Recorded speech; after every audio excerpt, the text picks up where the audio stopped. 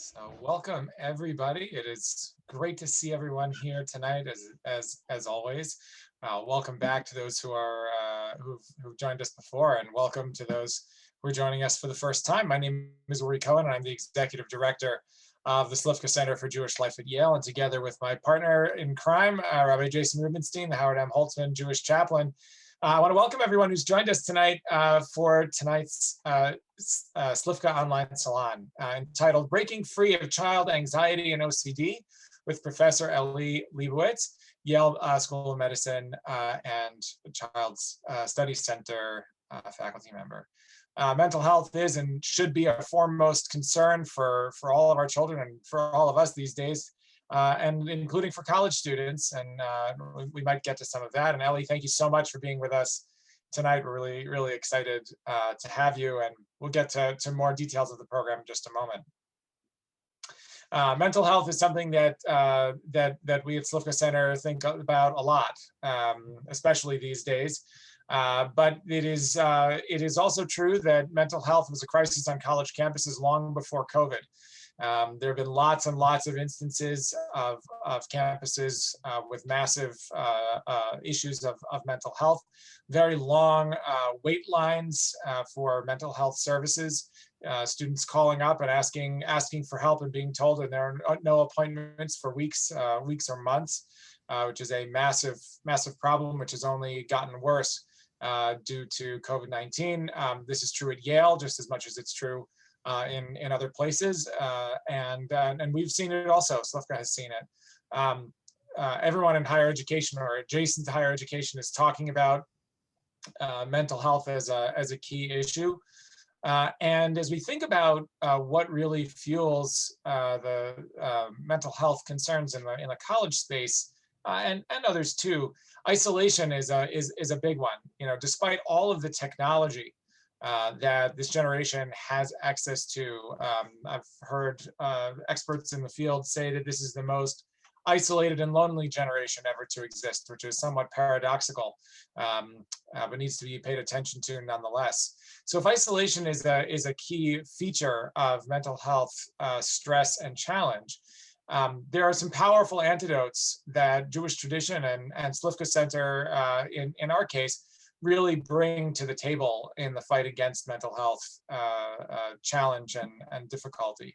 And those include community, being noticed, being valued, and caring, finding caring people who notice if you're not there, if you're having a bad day, and who are able to say, you know, we need your voice. Where are you? Your voice really matters. We need you. We're stronger because you are here.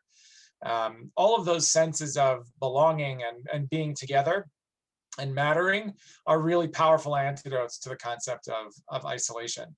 Our Jewish tradition is full of commandments and also opportunities and invectives for us to care about those around us and to be in strong community. And at Slovka Center, we are glad and honored to be the representatives of the Jewish community on Yale's campus. I really want to give a special shout out to our clergy, as well as to our whole student-facing staff, who have really borne an unparalleled burden of demand that has been unparalleled from students for pastoral care and spiritual guidance through what has been, you know, an incredibly difficult time for everyone. Students, as many have struggled over the last year with deaths in their families and illnesses and financial upheavals. And for almost everyone, a real interruption and disruption of their career trajectory that they've planned on for so long and had so much faith would happen in its normal course, and that got totally turned on its head over the last year or so. So I really want to thank and acknowledge Rabbi Jason and our other clergy and program staff for really being there for students where it counts. It's life-saving in every term of the word. So this is something that we spent a lot of time thinking about at Slovka Center, and we're really proud to be in partnership with all of you. It takes a village, of course, to do this work everywhere, and certainly at Yale. And I just want to use this opportunity just before I turn the program over to remind you of a couple of different opportunities that are coming up to be partners in a big way in a village altogether. Well, those who've been on salons before have heard about our major renovation that's happening at the building right now, taking advantage of the Slovka, of the COVID forced closure of the building to really do some long overdue work to make the center strong and vibrant and robust for many years to come from a physical plant standpoint. Yale is awarding reunion credit and capital campaign credit for gifts to this campaign as long as the gifts are received by June 30th of this year. So it's just a few weeks away. If you're interested in more information about how to get involved with this campaign, you can contact me, uri.cohen@yale.edu. I'll put that in the chat. Or you can be in touch with anybody on our staff and we'll happily talk with you about it. The other thing I'll point your attention to is in a couple of weeks, starting in the second week of May, there's Hillel Global Giving Week, which is a program that Hillel International runs that is offering to match gifts to Hillel's participating campuses, and Yale is one of them. So there's two amazing opportunities for leverage to support Jewish life at Yale and everything that we're doing. I see. I misspoke. It's the first week in May is the week of the Global Giving Week and the match. So the credit opportunity expires June 30th. Hillel Global Giving Week, the first week in May. So keep your eyes peeled, and we thank you in advance for your partnership. So on to tonight's program. As usual, Rabbi Jason will introduce our speaker, Professor Lebowitz, and tonight's program. Jason will also be taking questions and comments in the chat, which you can find along the bottom of your Zoom screen. We want to remind you again that this session is being recorded and will be available on our website along with the recordings of all of our previous Slovka online salons. And we also hope you'll take just a moment to take the brief survey at the end to help us make these better and better going forward. We're so excited to share these salons with all of you in keeping with Slovka Center's goals to explore the intersection of what is Jewish, American, and Yale in our constantly changing world. It's now my pleasure to turn over tonight's program to my friend and teacher and colleague, Rabbi Jason Rubenstein. Good evening, everybody. So nice to have you all here to share the community of learning, really, and of human connection together. You may hear my children who are intermittently anxious in the background.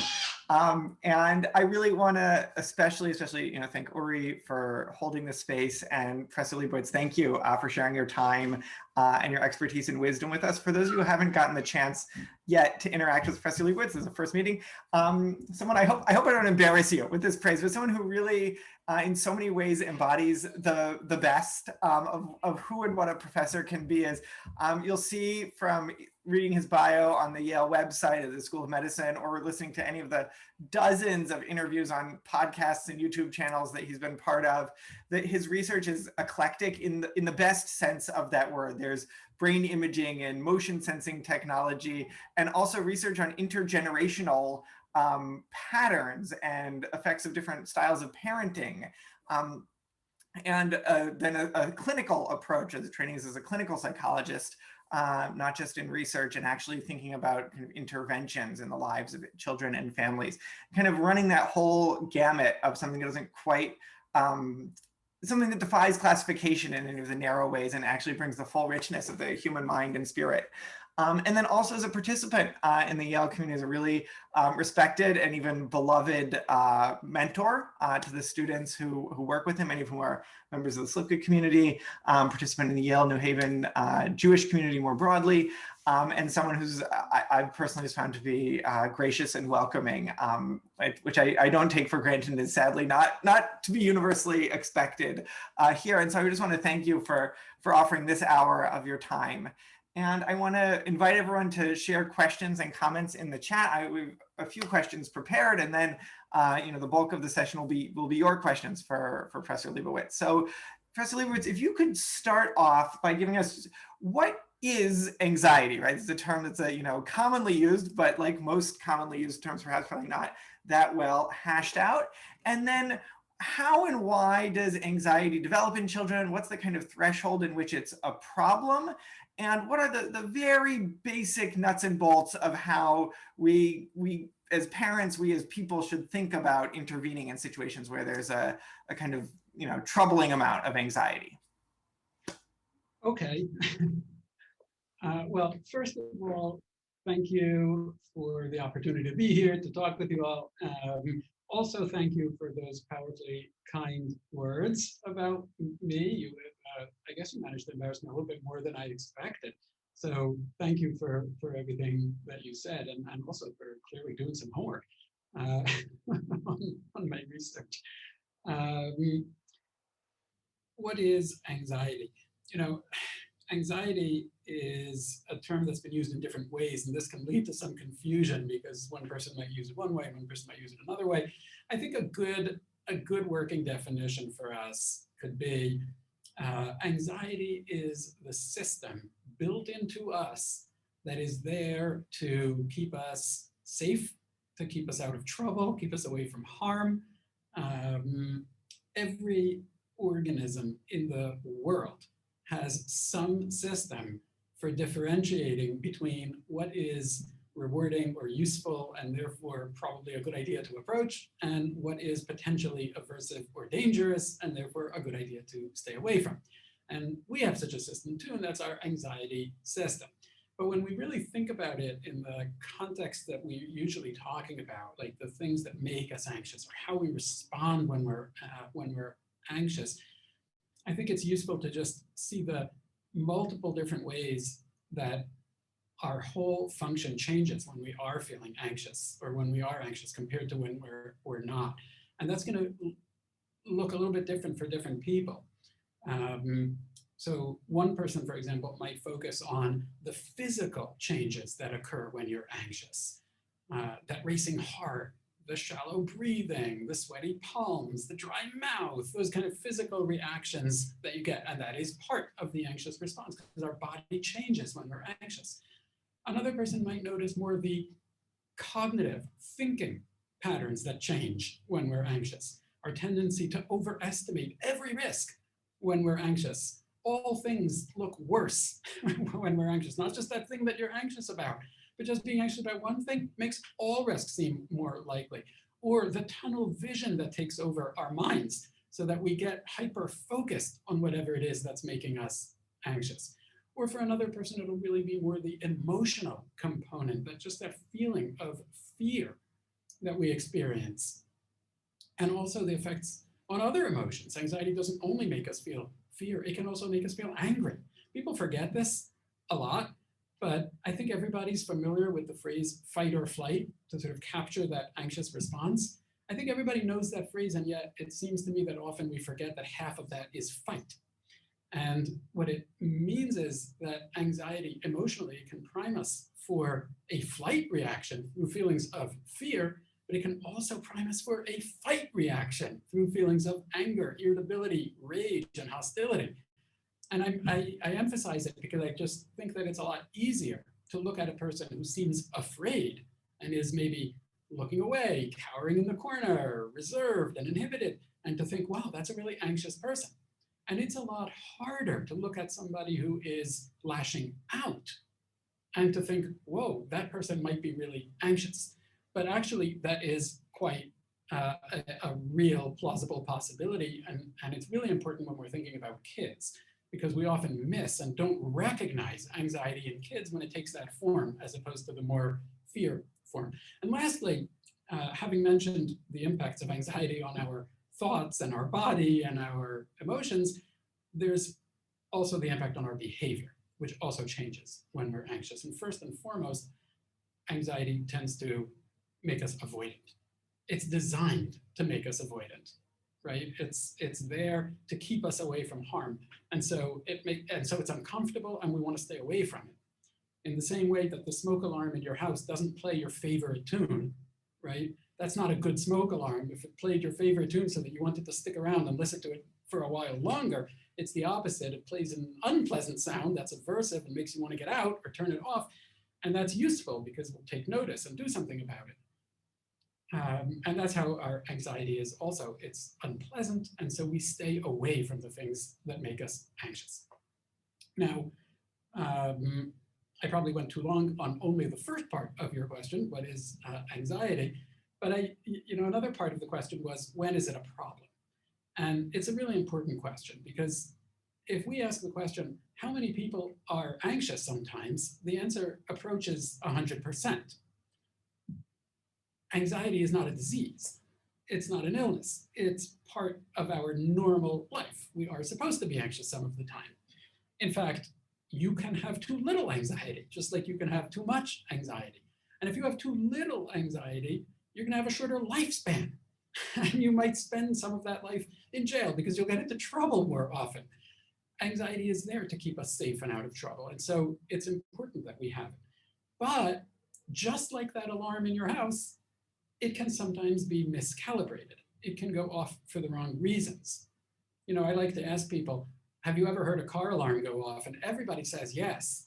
But then I follow up with, have you ever heard a car alarm go off because a car was being stolen? And I think close to like more than 90% of the time, people say, nope, that's never happened, even though I've heard hundreds of car alarms in my life. What it means is that alarms are not perfect. Sometimes they can be miscalibrated. They go off for the wrong reason. And it means that when we hear an alarm, we have to not just leap into action, we also have to take a moment to ascertain, is my smoke alarm going off because I burnt the toast? Or is it going off because there's a fire? Is my car alarm going off because a car is being stolen, or because a squirrel jumped on my car, or the rain hit my car, or what have you? And it's the same with our anxiety. So anxiety becomes a problem when we tend to be a little too sensitively calibrated, when things trigger our anxiety system that are not actually dangerous to us, when we focus excessively on the negative possibilities at the expense of seeing potential positive possibilities, and we consider it a clinical disorder when it's a fairly persistent feature in a person's life and is impairing their ability to function in normal age-appropriate ways. So if we're thinking about kids, that can mean functioning in school, for example, my ability to go to school and be there and achieve academically. Or it can mean functioning socially, having peer relationships, friendships, just interacting with other people. Or it can mean functioning at the family level and getting along and having a normal family life, or even just individual functioning, my ability to feel okay, my ability to fall asleep at night and wake up in the morning, to eat and have appetite and etc. So across all of these domains of functioning, that's where we're going to look to ascertain, is this person impaired clinically by their anxiety, or is that not the case? Okay, I feel like I left off some parts of the question, but I probably went too long anyway. Well, it's not too long. I think it's hard to imagine thinking about anxiety there, any of the pieces that you just shared. I mean, they each kind of fit together. And I think especially, that focus you offered on aggression and conflict, the fight half, is really, really helpful for understanding the kind of various manifestations of anxiety that we may not be primed to see. So the next question is the clinical one. What does one do? I know your research is largely about avoidance, or at least research nowadays. What do we do if I'm not asking you to be our therapist right now, but if you find yourself, one's child, kind of, it seems, struggling with anxiety, with avoiding too much, or being overly conflictual, sensing too much threat. How does one approach that situation to ameliorate it? And I would say, especially, thinking as the parent here, our kids are little, getting out of the local point-by-point conflicts about going to the school, going to the park, seeing friends, trying new foods, right? Just rather than a kind of a constant trench warfare, decision by decision, scene by scene, what are the tools for kind of stepping back and kind of resetting the sensitivity? You can't reset the sensitivity of the alarm. You can't get in there and rewire a person's brain, but kind of changing the atmosphere so that it, an individual that you're caring for or care about can have an experience of threat and safety that's more accurately calibrated, and then enables them in body and in mind and in emotions in their psyche to navigate the world more enjoyably, more productively, less conflictually, less avoidantly, more fully. Sure. Well, first, let me start out by saying that anxiety problems are the most common mental health problems in children, also in adults. So throughout life, really, anxiety problems are just exceedingly common. And there's a little bit of a good news, bad news story when it comes to these problems. The bad news side of it is that anxiety problems don't tend to simply go away on their own. And this is an important message to parents. Now, that does not mean that the first time your child comes into your bedroom at night and says there's a monster under my bed, you have to give them Prozac. That's probably not necessary.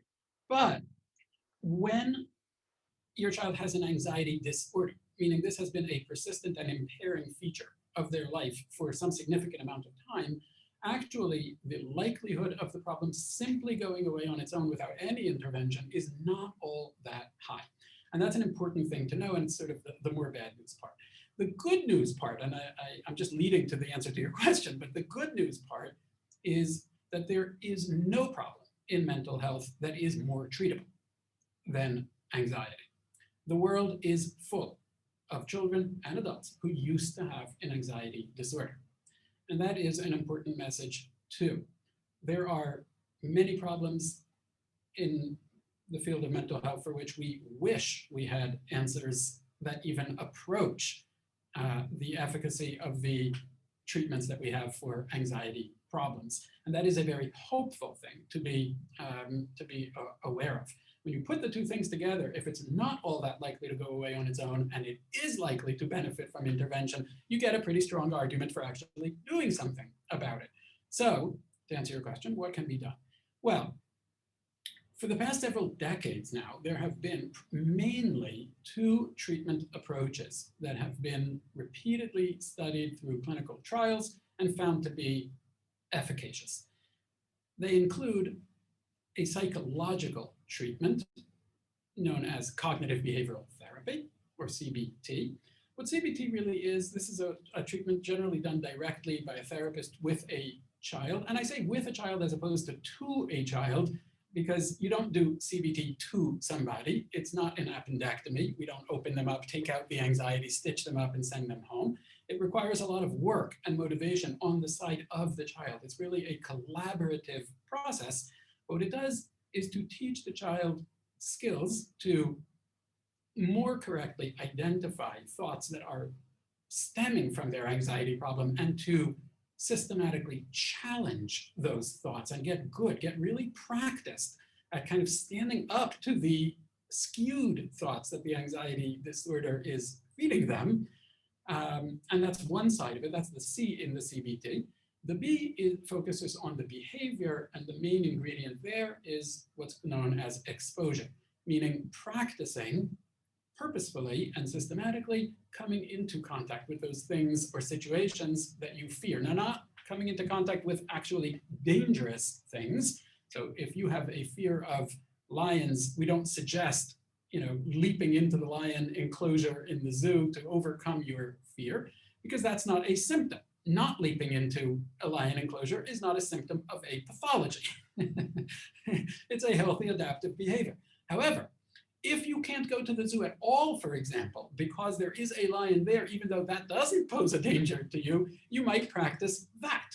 And so exposure is really practicing doing those things that you've been avoiding. For social anxiety, that might mean practicing speaking to other people, maybe even purposely making a mistake in your speech to other people so that you overcome that fear that, what if I made a mistake, it would be the end of the world.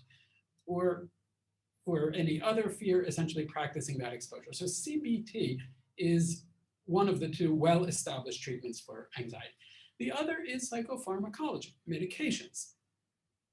I guess I personally, and I think many who study this and write guidelines for this field would agree that we should be fairly conservative in our use of medications for young children. However, many children will benefit from medications for anxiety, which unfortunately and very confusingly to parents, the recommended medications for anxiety are not what are known as the anti-anxiety medications. This is quite a source of a lot of confusion for many parents because actually the recommended medications for anxiety problems are the medications known as antidepressants. So if your child has an anxiety problem and your doctor is recommending an antidepressant, it's not because they're confused, it's actually because they know what they are doing. And while it is true that the anti-anxiety medications, those known as anti-anxiety medications, they do exist and they do work. However, they also tend to have a higher side effect profile and higher tolerance and dependence problems. And so it's rare that they are recommended as the main course of treatment for a child, whereas the antidepressants, like the Prozacs of the world, are also efficacious at treating anxiety and tend to have far fewer problems in terms of side effect or dependence, withdrawal, etc.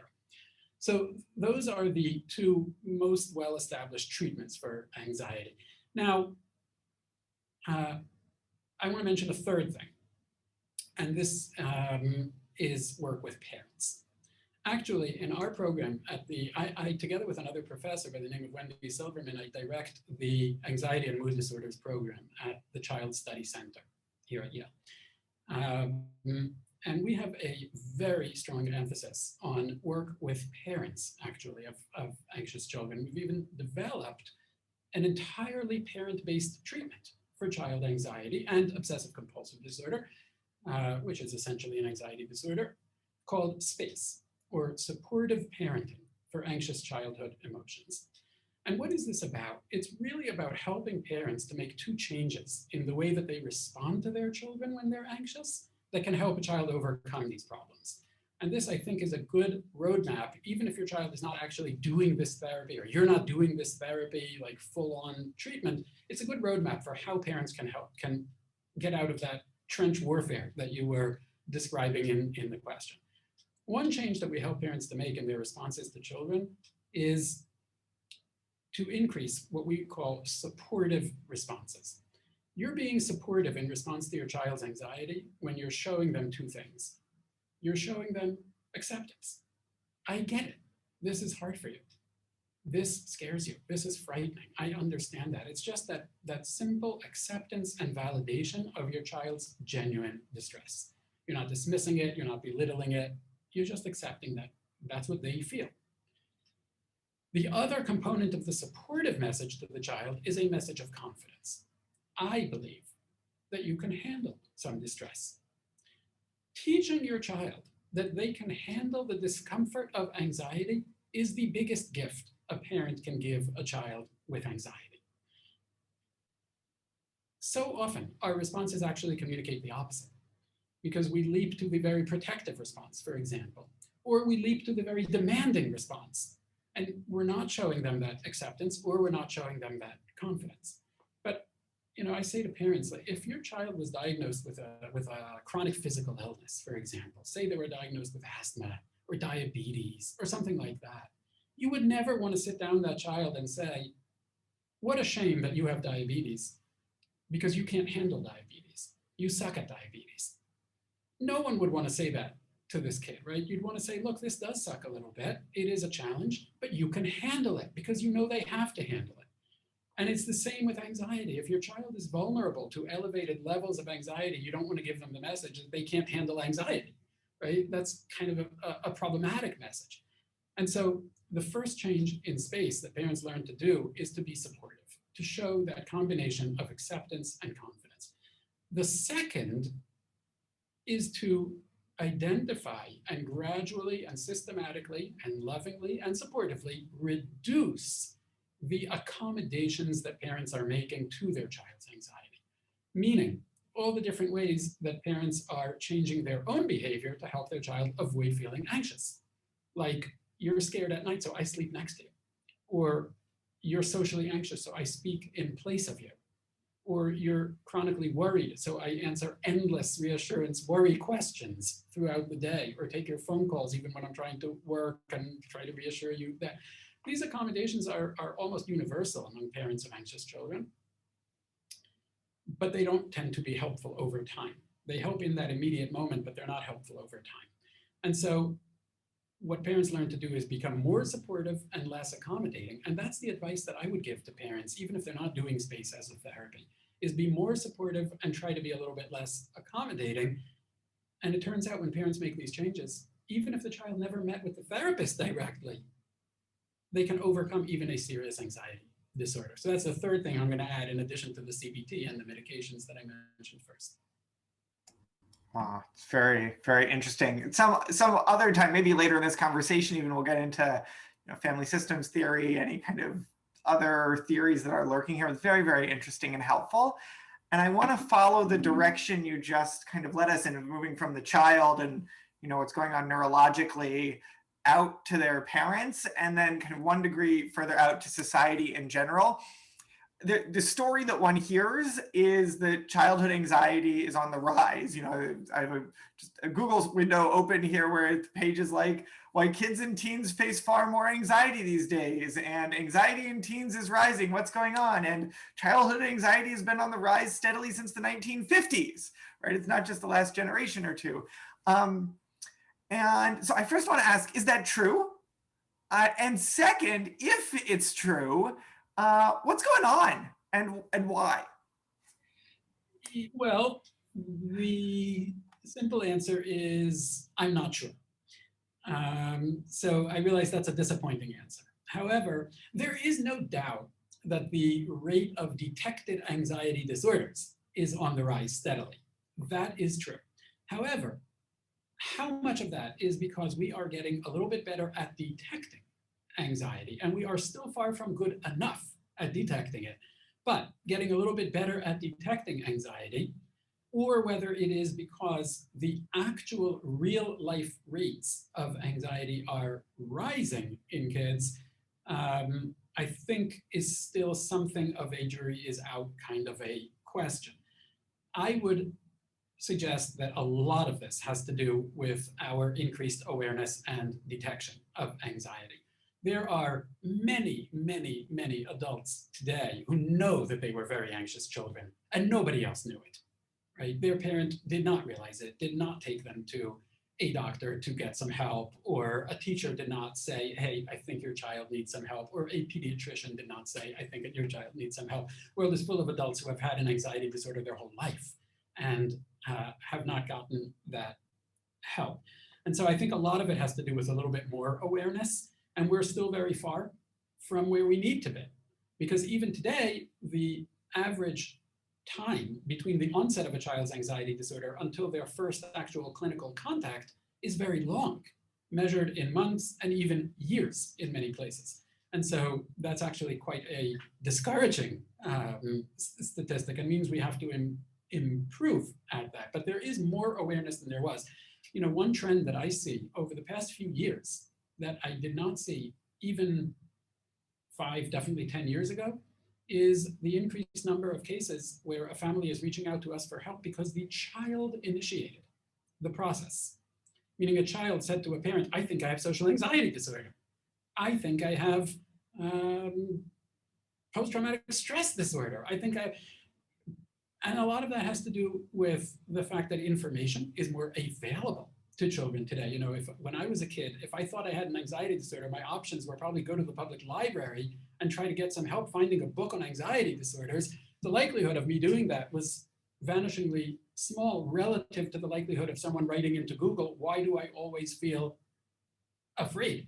Or why is my body doing this? Which you can just, in an impulse moment, put into a Google search and hopefully get some good, supportive, useful, and accurate information, although asking Google is not always a recipe for getting good, accurate, and supportive information. Now, it is possible that there is also an increase in actual rates of anxiety. Children are living in a rapidly changing world. That was true even before COVID. And of course, it is true in COVID even more, but the statistics that you're quoting are not COVID statistics. There's no doubt that this whole past year seems almost engineered to exacerbate and escalate anxiety. But living in a world that is so technologically connected, living in a world that in many places is so achievement-oriented, living in a world that is very hyper-pressured in many places, all of these could be contributing to more elevated anxiety rates. So great. So I want to ask a question. There's a, we have a hammer here working in the Jewish community, so lots of things look like nails. And so I want to ask whether this is nail. The story which Uri told very well here is, and that we often see as it's a kind of a bowling alone type story of the decline of social capital. The sense maybe that was like a sense of safety in the world is, especially for young people, derived from very stable social bonds with like a large network of friends whom they know well, and children, older children and grown-ups, etc. And the ways that those social bonds have frayed. You can kind of tell the story of the 20th and 21st century in America. The mobility and assortative mating and urbanization and increasing focus on professionalization and decreasing attendance in churches and clubs and bowling leagues and all those things de Tocqueville talked about. And so it's also a very self-serving account as people who work in the creation of community. So I did just want to follow up and ask whether you kind of buy this account, or this is some kind of important causal factor, not just the world becoming a more unpredictable place, but also the kind of fabric of social relationships, especially trusting social relationships that have gone on for a long time and provide a lot of stability in children's lives, that fabric fraying, and whether you kind of see that as a issue of particular significance here. A causal factor in what? In the increase of childhood anxiety, or let me ask it a little bit more broadly, just a significant factor in the experience of childhood nowadays, a significant kind of deterioration in the conditions in which children are growing up. Mm-hmm. Mm-hmm. Okay, well, first, stipulating that I am not a sociologist, I think it is an important disclaimer on commentary that I might make on our social life. To me, it seems that we're living in a very paradoxical time in terms of our social connectivity. I mean, like, it has never been easier to be connected to other people. It's in certain ways, right? Much of my family lives across the Atlantic in Israel. It has never been easier to be in touch. When I was a child, if I wanted to speak to somebody overseas, we had like our 5 seconds on the phone before my mom yelled, "It's too expensive. You got to get off the phone because it's a long distance call." It's never been easier to be in touch. We're inundated in social connectivity. Right? You pick up your phone, there's notifications from your Facebook group, from your WhatsApp group, from etc. And at the same time, there seems to be a sense of the kind of fraying in actual relatedness and togetherness and cohesiveness that I think you're sort of pointing to. So it seems a little paradoxical, and I'm sure there are sociologists out there who can make better sense of it than I can. But here's what I think. I don't think that it has to be a causal factor in the etiology of anxiety disorders in order for it to be an important factor for understanding the context in which a child is either experiencing or coping with or potentially overcoming a challenge in their mental health life. In other words, maybe it's not the cause of the child's anxiety disorder. Maybe their genetics are more likely to be the cause. Maybe their innate predisposition and vulnerabilities, maybe other both biological and environmental factors are more likely to be the actual, so to speak, cause of the child's anxiety disorder. That doesn't change the fact that they're experiencing that phenomenon and maybe trying to overcome it within a context. And that context includes social connection. It includes social support, whether that is the small immediate circle of their family, or whether it is the broader circles and sort of expanding concentric circles of the communities that they belong to.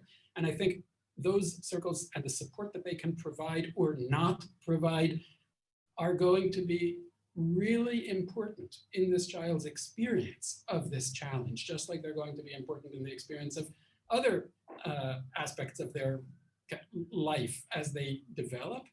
And I think that that really matters a lot, even if I'm hesitant to point to it as a causal factor in why the child has the problem in the first place. That is extremely, I just want to say, I've had this conversations of this ilk so many times, and the kind of the nuance and the sophistication of what you're saying is so welcome. I want to pause here. I have a really interesting question from Shira Tidings-Bressler, TD03. But before we do, I want to just pause to acknowledge another really wonderful guest, participant on this call. Phyllis Cohen Gladstone is on the call. Phyllis is the widow of the great Donald Cohen, who is not only the director of the Yale Child Study Center, Professor Lebowitz is representing and holds a leadership position in. He was also the founding chair of the Slovka Center board, and actually even before there was a Slovka Center, was the main kind of mover and shaker who envisioned and working in partnership with Rabbi Jim Ponette, pulled all the right levers and made all the right deals and talked to all the right people, such that Slovka Center exists today where it is. So Phil has been a friend, personally, and of the Slovka Center for years. Now it's been coming up on 20 years since Professor Cohen's passing. I just wanted to acknowledge your call, your presence here tonight, kind of really bringing these worlds together. And now, Shira, I want to turn it over to you for your question. Thank you so much. And thank you so much to everybody who has worked to put this salon and many of the others together. They've really been a wonderful addition to quarantine. So my question is, I'm very interested in this space method that you have at the Child Study Center. Anecdotally, I have heard, and I'm even experiencing in my own home, that anxiety surrounding bedtime has been something that has really risen during the pandemic. And I'm wondering if pre-pandemic and maybe now during, you have been using this space method to combat anxieties that are specifically around the bedtime scenario. Great question. Before I answer it, I just wanted to say, first of all, thank you for pointing out that Phyllis is on the call. I was not aware of that, and I'm so grateful and honored. Hi, Phyllis. I can't see you, but hi, Phyllis is, yes, also a friend personally, and I'm really thrilled to know that she's on the call. Now, to your question, Shira. Difficulties around bedtime and fears at night are among the most common challenges that parents of children in general, and certainly of anxious children, are going to encounter. With children in general, it's often around the reluctance, and with children who are anxious, it really is often a time of elevated fear. And what it leads to, very often, is a situation where a child is really not able to simply go to sleep, but requires a tremendous amount of involvement from the parent in the whole process, often taking a lot of time, and very frequently culminating in the child and the parent sleeping together in one place or another, whether that means the child ends up sleeping in the parent's bed or whether it means the parent ends up sleeping in the child's bed. This is a source of a lot of frustration and a certain amount of sleep deprivation for families all over. If I can take like 4 minutes, I will describe to you here's my trick for getting kids to sleep in their own bed.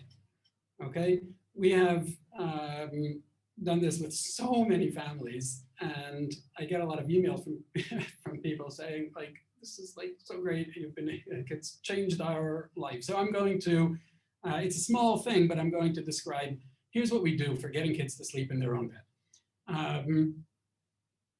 We call it the game. We just suggest play a game with your kid. And the game is, we're going to put on a show. This is how I would explain it to a child. We're going to put on a show. And the show, it's like a theater, right? We have an imaginary audience. We want to convince this audience that you're going to sleep in your own bed tonight by yourself. But you're not.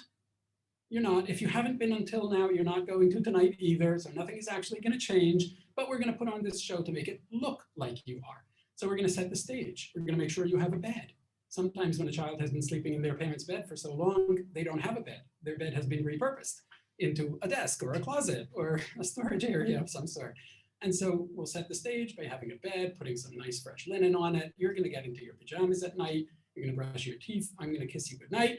And then I'm going to leave. Me, the parent, I'm going to leave because the audience has to think you're going to sleep alone in your bed. But you're not. Because, and I'm not tricking the kid. I'm being honest when I say you're not. And I never recommend lying to kids. It doesn't ever work well. So I'm going to leave, but I'm only going to leave for a short amount of time.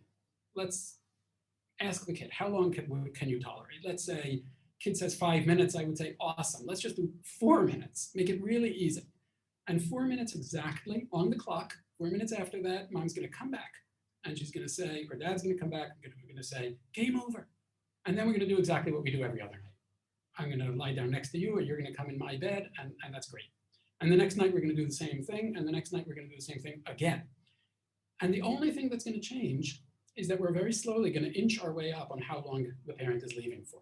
So after a few nights, we'll go to from 40 minutes to 6 minutes, and a few nights later to 8 minutes, and then to 10. When we get up to somewhere like 10, 15 minutes, something magical is going to happen. This kid is going to fall asleep by themselves. And when they do, we're not going to wake them. So we're not going to come in and yell at them, yay, game over. No, we're going to let them sleep. And if they wake up later, that's fine. They can call us or come to us. And the next night, after they fell asleep, we're just going to continue the game the same way. We're not going to say, great, from now on, you sleep by yourself. Until they're doing it regularly, at which point, for most families, we just start forgetting about the game and it sort of fades from memory. And the reason this works as well as it does, and I really encourage parents who are struggling with this issue to give it a try, the reason it works as well as it does is very simple. We're setting up a situation where we have a child, they're alone in their bed, they're a little tired, they're comfortable, and they are calm. And the reason they're calm is that I'm coming back. If we told them you have to stay there all night, they could easily spend 3 hours yelling to us to come and not falling asleep, but they're calm because we're coming back. When you have a child who's comfortable, sleepy, and calm, they fall asleep. Other things to think about, though, are also how are you approaching the nighttime? Don't be too physically active in that hour or two before bedtime. Don't watch the most stimulating show ever on TV right before they're going to bed. Try to eat a little bit soon. I know it gets hard because there's lots of extracurriculars and stuff like that. Everybody's managing a busy schedule. But don't load up sugar, and definitely don't load up caffeine. Probably don't give your kid caffeine at all. It's probably even better. And if your kid is napping during the day and they're not a toddler, it's going to be hard for them to fall asleep. So if they've fallen into a cycle, if I fall asleep really late, then I'm tired, then I nap, then I fall asleep really late because I napped, you got to break that cycle by having, maybe start on a weekend when it doesn't matter that much and try to break, get them off those naps. That would be my recommendation for parents who are struggling with the nighttime. As a parent who... Thank you so much. Yeah, thank you. And I would say as a parent who is just waiting to see what nighttime awaits me when I go out through that door, thank you as well.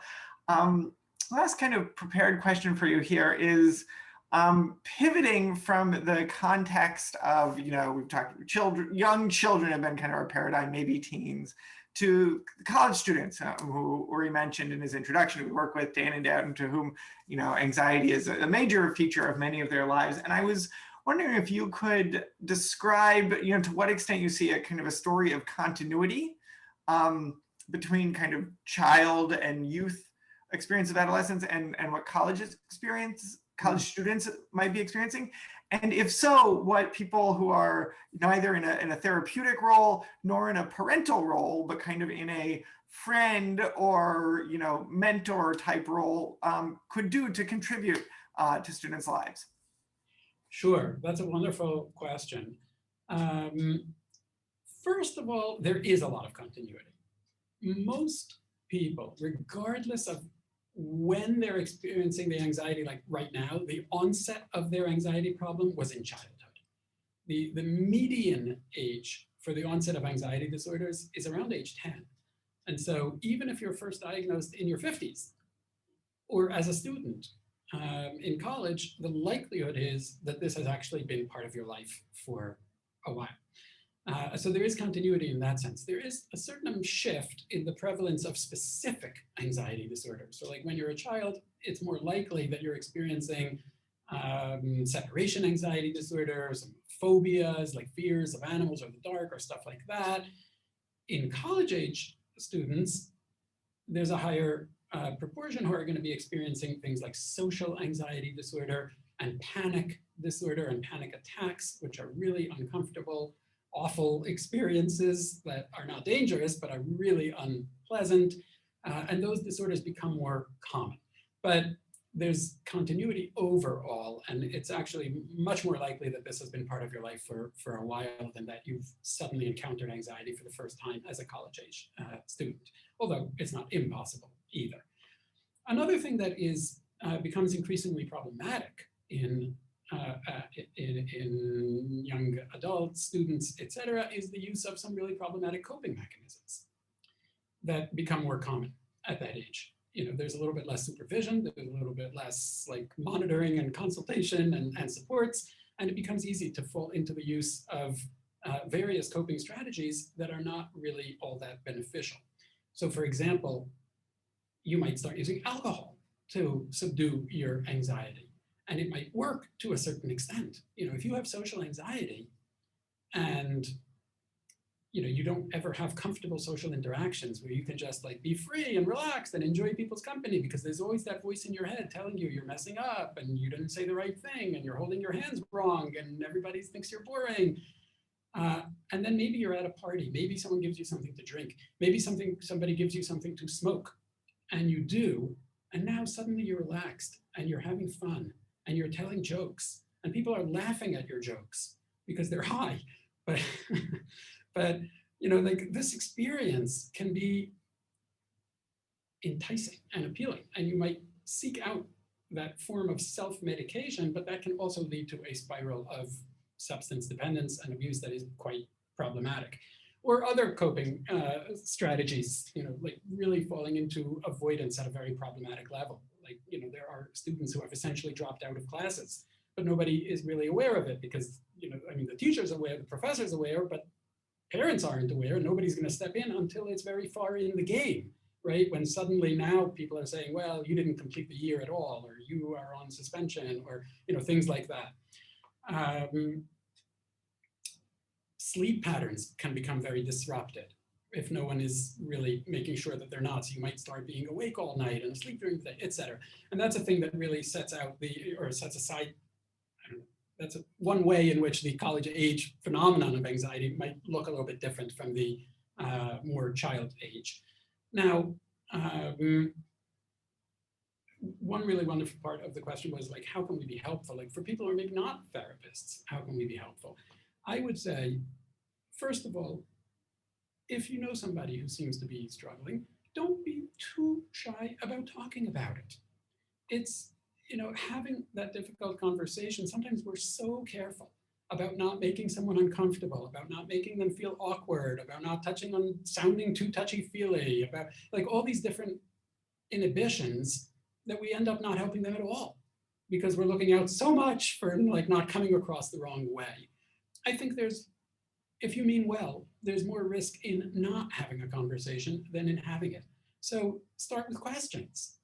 Are you okay? How are you doing? Is anything bothering you? Is anything on your mind? If asking questions is a good way to see, first of all, how much openness there is to having the conversation, and B, not just like putting your view, like dumping it down, but giving a chance for the person you're speaking to show you their view of things, to express concern. I've been a little worried for you because it seems like you're, drinking so much more, or you weren't in class a few times, or you just seem down, etc. So I would say, first of all, like having that conversation. If you can share a little bit about your own challenges, I think that can be a source of a lot of support. It shows like I'm not the only one. It's, college, and certainly this school can be such a high pressure kind of environment. Everybody's worked so hard to be at Yale and to get here, and the expectations are so high, and parents are paying tons of money, and there's like all this kind of pressure cooker of we have to be the Yale student as I imagined the Yale student should be, that it makes it very hard to break from that mold. And I can feel like I'm the only one who is struggling. I can feel like nobody else has any kinds of problems. Somebody talking about, this is what I went through, or this is what I am going through, can really make it easier for me as well. Suggesting actual supports. Yes, it can be hard to get an appointment with student services, but it's still better to make that call than to not make it. Have you spoken to your parents about what you're experiencing. It's not a failure to get support from other people. It's a natural way of human existence. We have always gotten support from other human beings, and it's not a failing to do so. Have you spoken to your parents? And when you're even more concerned, then maybe if you're a friend, you reach out. Maybe you pick up the call and the phone and call this person's mom if you know them, or their dad, and say, I don't want to make anyone, too worried, but I've been a little concerned. It just seems like so-and-so is not themselves. And alerting people when you have that level of concern is really important, because sometimes people won't reach out and ask for the help on their own. So these are just a few thoughts, a little bit off the cuff, for the kinds of suggestions I might make. Well, thank you so much. We're barreling towards 9 o'clock here, so I first need to pause for station identification. Thank you again, Professor Lebowitz, and the whole amazing Slovka team who's here, Ori Cohen, our executive director, Emmanuel Cantor, rabbinic intern who runs tech on these calls, Jennifer Rogen-Wallace, our development director, and Lynn Quinn, who keeps track of our whole community. And also to thank each and every one of you who's on this call. It really does constitute, kind of month in and month out, a real sense of community. It's great to be able to check in over the chat and see you all and learn with you all. In May, the holiday of Shavuot, which commemorates or reenacts more ambitiously the giving of the Torah, is coming. And so we will have some learning kind of playing on the boundaries of the traditional Jewish and academic, the intellectual and the spiritual, coming your way. So keep on the lookout for that.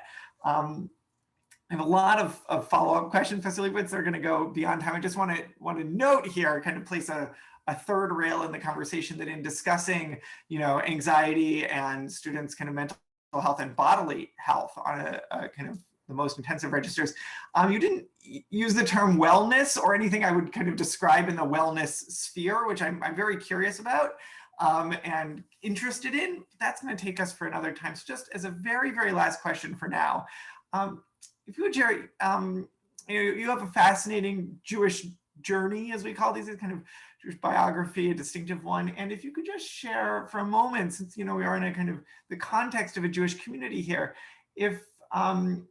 what, if any, connections you find between the areas of your clinical work and research on the one hand, and the practice and ideas of Judaism on the other? It's a fascinating question. There are some more specific things, like I've had many opportunities to work clinically with members of Jewish community, members of the Orthodox and even ultra-Orthodox Jewish community. And I think my identity as a practicing Jew has made that possible and has really opened up doors and given me experiences that otherwise I might not have had. I'm always finding discovering new things. Somebody showed me, just like right Erev Pesach, somebody showed me a letter that the Lubavitcher Rebbe wrote to a person with obsessive compulsive disorder, encouraging them, really wisely wrote, encouraging them to get help and to stand up to their obsessive thoughts. And so there are these connections that you see professionally. But honestly, I think for me, it's when I was a child, I was something of a parent pleaser, or tried to be, and I think in that context, I remember once asking my mother, who's now almost 90 years old, and I was maybe 4 at the time, but this sticks in my memory. I asked her, what should I be when I grow up? And she told me,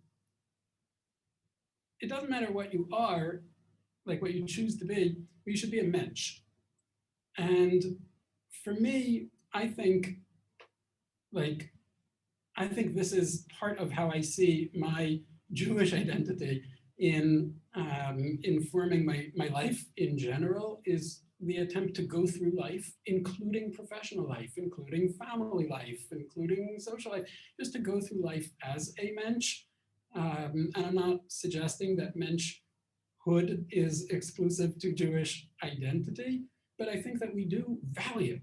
I think it's something that we value, just being that decent person. And sometimes that means prioritizing that above other goals or ambitions or choices that you might make. And that's one way that I feel that this impacts my professional life. So it's, it's a little bit more amorphous, but I think it's there. Such a moving story from your mother. And I'll just kind of share yes and by way of closing.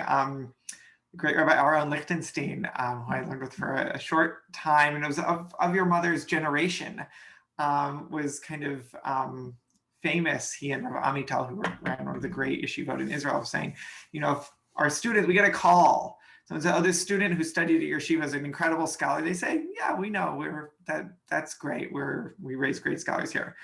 He said, but if we get a call that says this student who studied at your yeshiva is like a lawyer who dealt with an extremely sensitive issue well, as an accountant who took a real risk by pointing out wrongdoing, or is just a very dedicated parent who's keeping this community going. He said that's when we've known that we've done our job as Jewish teachers very well. So there's something kind of a deep assonance I heard between that message from Rav Lichtenstein, Rav Amital, blessed memory, and your mother. May she live to 120. And I want to thank you for embodying that here and showing us what the kind of systematic and deep and some of the ambitious pursuit of those kinds of those deep values of really caring primarily for the people around you, even stepping beyond our own anxieties and fears of bringing up the hard issues, but the permission and the invitation to do that for one another. So Professor Lebowitz, thank you for tonight and everything you're doing in our community. I want to thank you all, wish everyone on this call well. Hope you and yours are healthy, experiencing some of the rebirth of the world and temperatures, even though we're going to get down to freezing tonight here in New Haven, and vaccinations and all the things that are really kind of marking in some ways the slow ending of the era that brought on these salons. So take care, be well everyone, and we'll see you again before Shavuot in May. Thank you, Professor Lebowitz. Thank you so much.